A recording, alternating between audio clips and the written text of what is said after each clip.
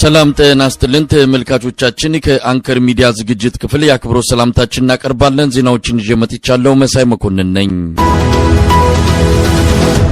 በጣም ነው ማመሰግነው ኮሎኔል አበራ አዛናው የቀድሞ የፈንጂ ማምከን ቢሮ ኃላፊ እንግዲህ በድጋሚ ለአንከር ሚዲያ ታዳሚዎች አስተያየቶን ለመስጠት ፈቃደኛ በመሆኑ በጣም ነው ማመሰግነው ኮሎኔል አበራ። እስቲ በምን ሁኔታ ላይ ነው ያሉት? ባለፈው ተገናኝተን ያው ሰራዊቱን በመልቀቅ በአማራ ህዝብ ላይ የሚደርሰውን ጭቆና በደል ሰራዊቱ ውስጥ ያለውን ነገር በማጋለጥም ጭምር ፋኖ ትግል መቀላቀሉን እናስታውሳለን። ከዛ በኋላ ያለውን አጠቃላይ ትግል ሁኔታ እንዴት ይገልጹታል? በምን ሁኔታ ላይ ነው ያሉት? አሁን የተወሰነ መጀመሪያ ስለሰጠኝ እድል አመሰግናለሁ። በመቀጠል ምንድነው የአደረጃጀት ስራ ነበር የሰራን። ሁለተኛ ወታደራዊ ሳይንስና ጥበብ ነው ስናስተምር የነበርን። ይህን ከጨረስን በኋላ ያው እንደምታውቀው እኔ የፈንጂ ማምከን ቢሮ ኃላፊ ነኝ። ስለ ፈንጂ ጠለቅ ያለ ግንዛቤ አለኝ። ብቸኛ ኢትዮጵያዊ ነው የነበርኩት። ስለዚህ በዛ ላይም አንዳንድ ቤተ ሙከራዎችን ስናደርግ ነው የቆየን። በዛም ትልቅ ውጤትና ድል አግኝተናል። ከዚህ በፊት እዚህ እንደሆን ኩራባስ በሚባል አካባቢ የጠላት ተሽከርካሪ ላይ ከፍተኛ ጉዳትና በነበሩ እዛ ላይ ተሳፍረው በሚሄዱ ወታደሮች ላይ ከፍተኛ የሆነ ጉዳት አድርሰን ጥሩ ውጤት ነው ያገኘን። ከዛ በኋላ አሁን ስልጠናውን ካጠናቀቅን በኋላ ምንድን ያደረግን ቀጥታ አሁን ሰሞኑን ወይም በቅርብ ጊዜ የምታገኙት ወይም የምትሰሙት ድል ይኖረናል። አሁን የምታየው በጎንደር ቀጠና ያለው አጠቃላይ የዛ ውጤት ነው። ምናልባት ኮሎኔል አበራ ሰሞኑን በእናንተ ቀጠና ከፍተኛ ወታደራዊ ድሎች እየተመዘገቡ ነው። እውነት ለመናገር ሰራዊቱ እዛ አካባቢ ሙሉ በሙሉ ፈርሷል ለማለት የሚያስችል ምዕራፍ ላይ ደረሳችሁ ይመስለናል። እዙን አጠቃላይ ሁኔታውን የተበታተነበት ወደ ሱዳን የሸሹ ኃይሎች የተማረኩ በብዙ መልኩ ኪሳራ የደረሰበት አካል ነውና እስቲ በአገዛዙ ላይ እየተፈጸመ ያለውን አጠቃላይ ሁኔታ በምን ቁመና ላይ ይገኛል? በዛ በእናንተ አካባቢ በአጠቃላይ መከላከያ ሰራዊቱና እንደው ዘርዘር ያለ ነገር ቢነግሩን። መከላከያ ሰራዊቱ አቶ መሳይ መከላከያ ሰራዊቱ የፈረሰ ነው። በቃ አጽሙ ብቻ የቀረ እስከሌተኑ ብቻ የቀረ። እኛ በሄድንበት ውጊያ ላይ ጠቅላላ እጅ የሚሰጥና የሚደመሰስ ነው ያለ። የዓላማ ጽናት የለውም። የፈረሰ የብልጽግና ሰራዊት የፈረሰ ነው።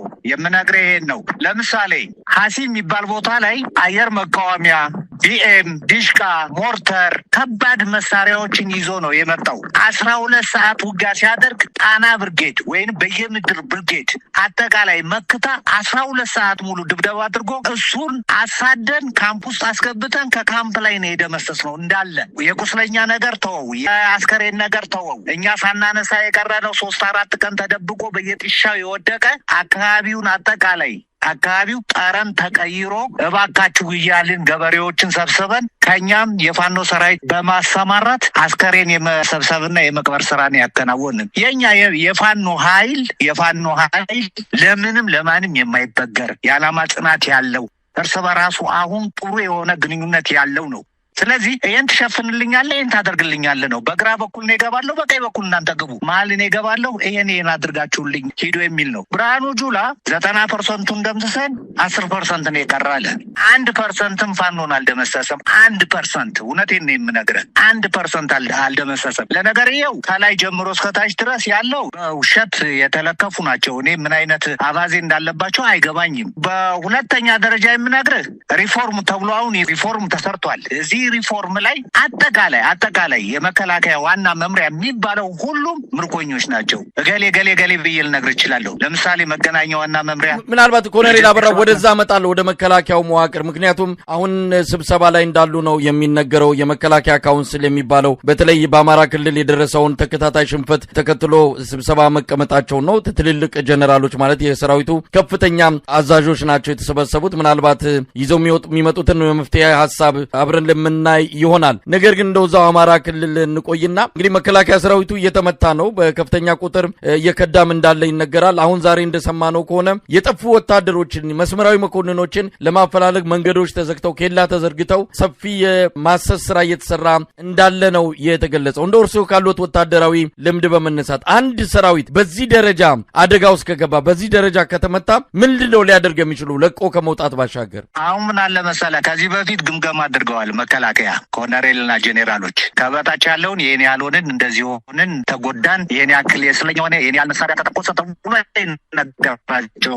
ላይ ያሉት ኮሎኔልና ጄኔራሎች ተሰባስበው ግምገማ ሲያደርጉ ግን ይህን ክልል ለቆ ለመውጣት የመጨረሻ ውሳኔ ላይ ደርሰዋል። ነገር ግን አሁን ይሄ የሞት ሽረት ወይም ስላፈሩ ብቻ ነው እንጂ አጠቃላይ ግምገማ የሚገመገመው የሚባለው ነገር የተለየ ነገር ነው ያለው። ሁለተኛ ይሄ ሰራዊት እየፈረሰ ነው።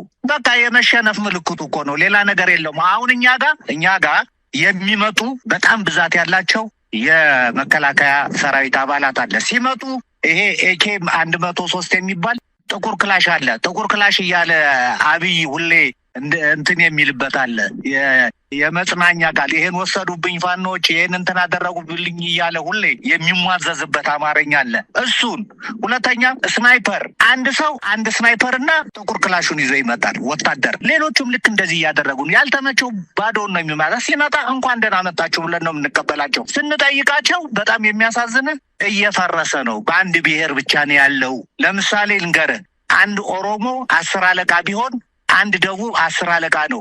ደቡቡ ሲኒየር ቢሆን ጁኒየሩ ኦሮሞ ነው። ግን ኦሮሞ እንዲመራ ነው የሚደረግ። ስለዚህ የዘረኝነት አባዜ ያለባቸው ገና ያልገባቸው TPLF እንኳን ትምህርት የማይወስዱ አመራር ያለበት ነው። ስለዚህ የፈረሰ ሰራዊት ነው ያለው። ኮሎኔል አበራ እንግዲህ ፊልድ ማርሻል ብርሃኑ ጁላ ሰሞኑን በጅማ ተገኝተው ያደረጉት ንግግር አለ።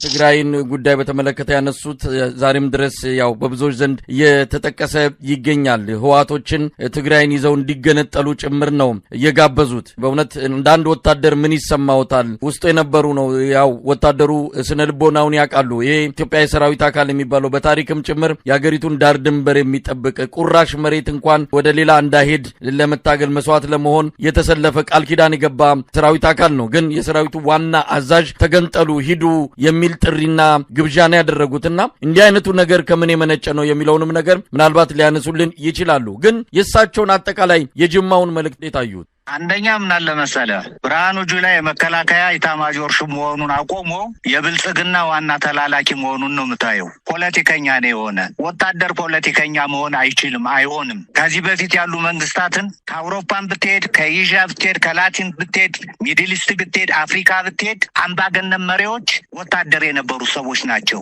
አሁን ለምሳሌ ልንገርህ፣ አብይ ወታደር ነበር፣ አምባገነን ነው አሁን እየሆነ ያለው። ዲክታተር ነው እየሆነ ያለው። መንግስቱ ኃይለማርያም አምባገነን ነው የሚባለው።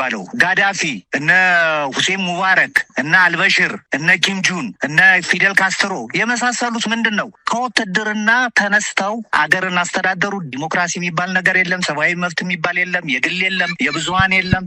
ስለዚህ በጣም አምባገነን ነው አካሄዱ። አሁን አንድን ክልል ተገንጠሉ፣ ሂዱ፣ እንዲህ አድርጉ፣ መሳሪያውን አስረክቡ፣ የወሰዳችሁን እንደዚህ። ከዚህ በፊት እኮ በቪክቶሪያ ስምምነት መሰረት ምንድን ነው ያለው? ታንክ አስረክበዋል፣ መርፍ አስረክበዋል። እንዲህ ለአፍሪካን ዩኒየን ለነበሩ ታዛቢዎች ይህን ነገር ነው የተናገረ። አሁን እንደገና ተገልብጦ ታንኩን አስረክቡ፣ መርፉን አስረክቡ፣ በህገ መንግስቱ መሰረት መገንጠል ትችላላችሁ፣ እንዲህ ትላላችሁ። እሱ ስላለ አይደለም። ክልሎች ሁሉ ሲስማሙ ነው መገንጠል የሚችሉ። ህገ መንግስቱን በደንብ አድርጎ ማወቅና መገንዘብ ያስፈልገዋል።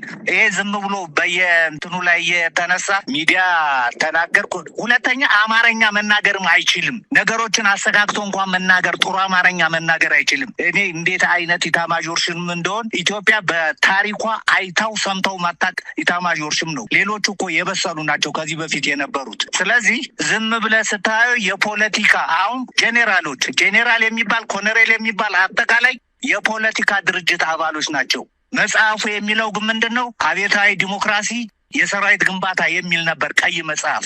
ያ ቀይ መጽሐፍ ከውስጥ አንዳንድ ጉድለቶች ነበረበት። ያ ነገር ወጣ።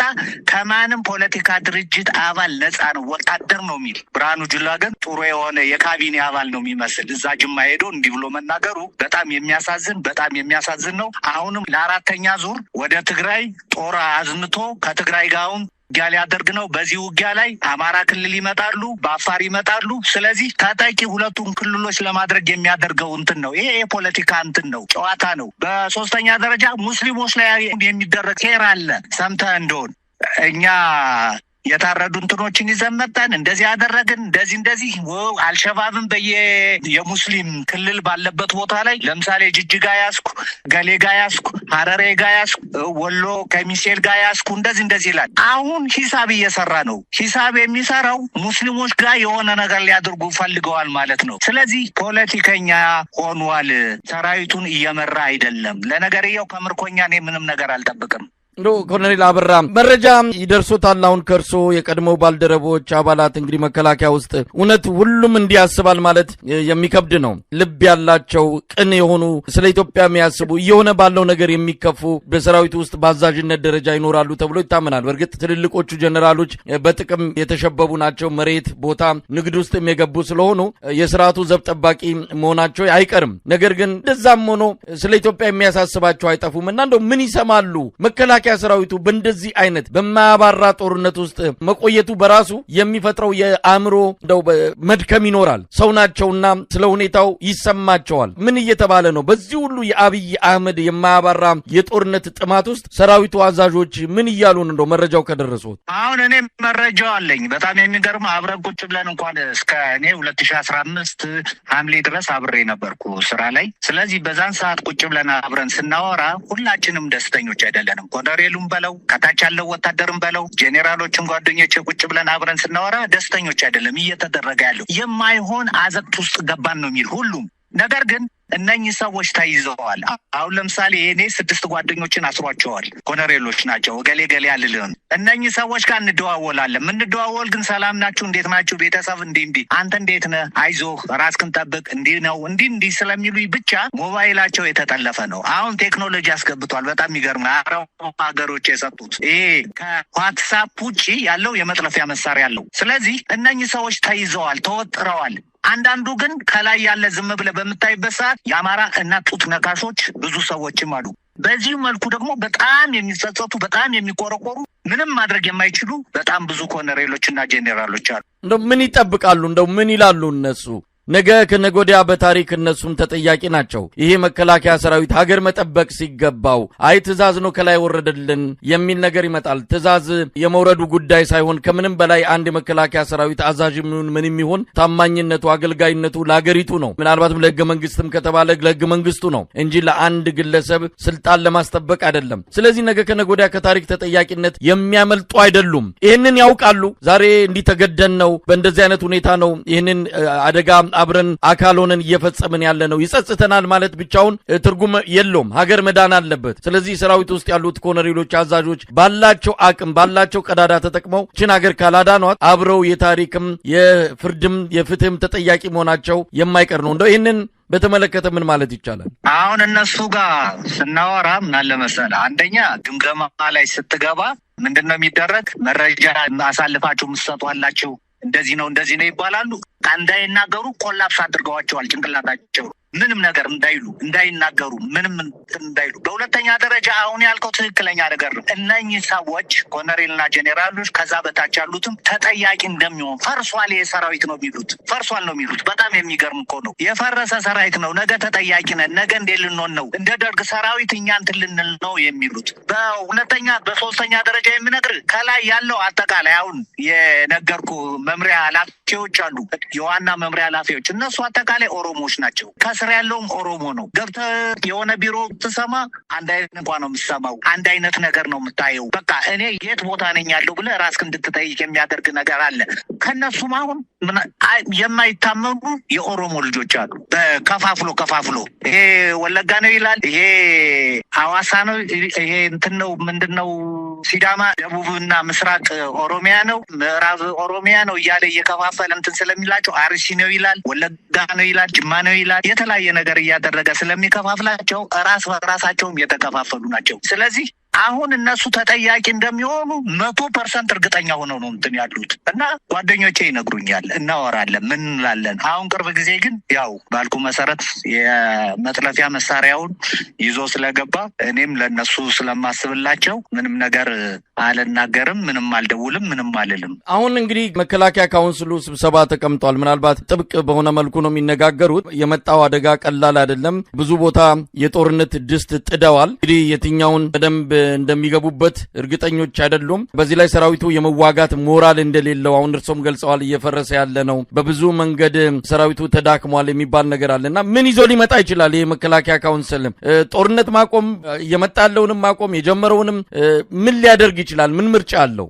አሁን ምን አለ መሰለህ አቶ መሳይ፣ የተለከፈ ውሻ እየሄደ እየለካከፈ ሁሉንም ነገር ነው እንትን የሚያደርግ። ስለዚህ ብልጽግና አሁን ያለው ይሄ ብቻ ነው። መከላከያ ሰራዊቱ አሁን የምትለው የብልጽግና ሰራዊት እንጂ እኔ መከላከያ ሰራዊት አልልም። እንደዚህ አይነት የተዋረደ እንደዚህ አይነት ክብሩን ያጣ ለአንድ ብሔር ብቻ የቆመ የራሱ ዜጋ ሊጨፈጭፍ የሚመጣ ጂዲፒው እንኳን ከ2% በላይ አይሆንም ነው የሚባል የመከላከያ በጀት።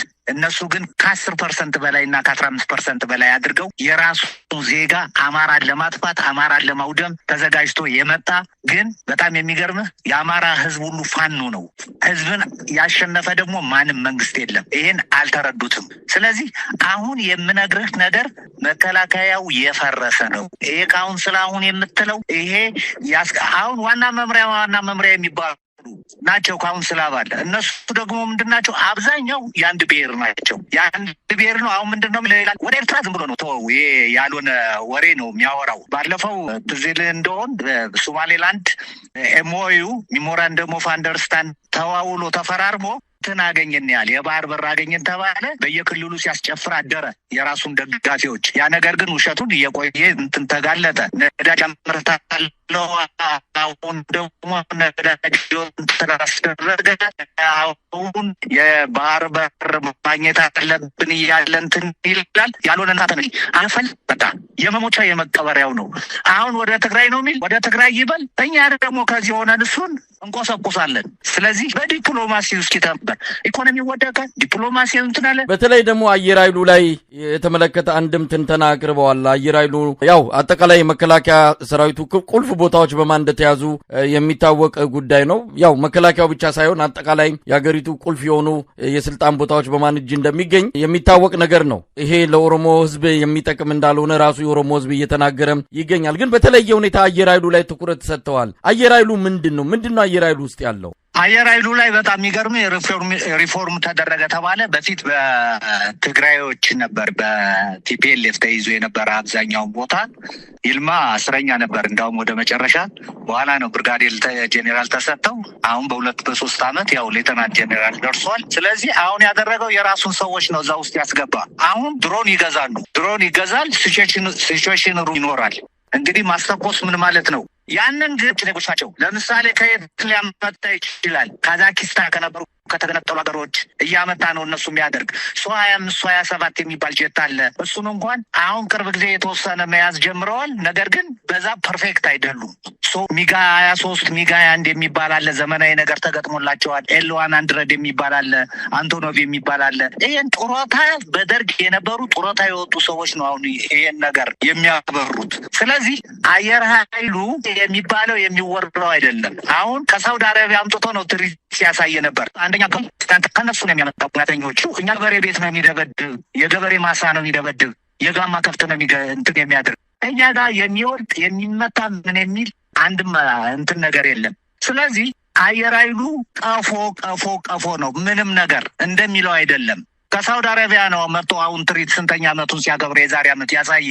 ኢትዮጵያ ማድረግ አቅቷት ነው? የሰው ኃይል ስለሌለ ነው። ይሄ ዝም ብለህ በውሸት ትግርት መናገር ይሄ ያለኝ እየተባለ እንትን የሚባለው በጣም የሚያሳዝን ነው። ሁለተኛ አማራን ለመጨፍጨፍ የአማራን መሬት ለመፈለግ አማራ ሆኖ እንዳይኖር ለማድረግ የተለያየ አማራን ለመጨፍለቅ ነበር ፍላጎቱ። ነገር ግን እኛ ልጆቹ የአማራ ልጆች ይሄ የአሁኑ ትውልድ ልበ ሙሉ፣ ሁለተኛ ለዓላማ ጽናት ያለው ትክክል አልሞ የሚተኩስ ጀግና ወጣት ነው ያለበት። ኮሎኔል አበራ፣ ምናልባት አሁን ወደ ፋኖ እንቅስቃሴ እንደምጣና የፋኖ እንቅስቃሴ አውርሶም እንደገለጹት በብዙ መንገድ አዎንታዊ በሆነ መልኩ ትግሉ ጥሩ እንቅስቃሴ ላይ እንዳለ ይገልጻሉ። በአንጻሩ ደግሞ አንድነት ቢኖር ኖሮ የበለጠ ይሄንን አገዛዝ ማስወገጃው ጊዜ በፊት በሆነ ነበረ ይሄን ሁሉ መከራ ይሄን ሁሉ አደጋ ሀገሪቱ ላይ የፈጸመ አይቀጥልም ነበር። እናንተ መሃል አንድነት ቢኖር በተለይ እንደናንተ አይነት ወታደራዊ አመራሮች ልምድም ያላችሁ አካላት ስትቀላቀሉ የበለጠ አንድነቱ እየመጣ እየጸና ይመጣል የሚለው ነገር በብዙዎች ዘንድ ተስፋ ተደርጎበት ነበር። አሁን ያለው ሁኔታን እንዴት ያዩታል? በተወሰነ ደረጃ አንድነት አለመኖሩ ትግሉን እያጓተተው እየጎዳውም ነውና። እውነት ነው አቶ መሳይ። ምን አለ መሰለህ አሁን ለብልጽግና ሰራዊት እስትንፋስ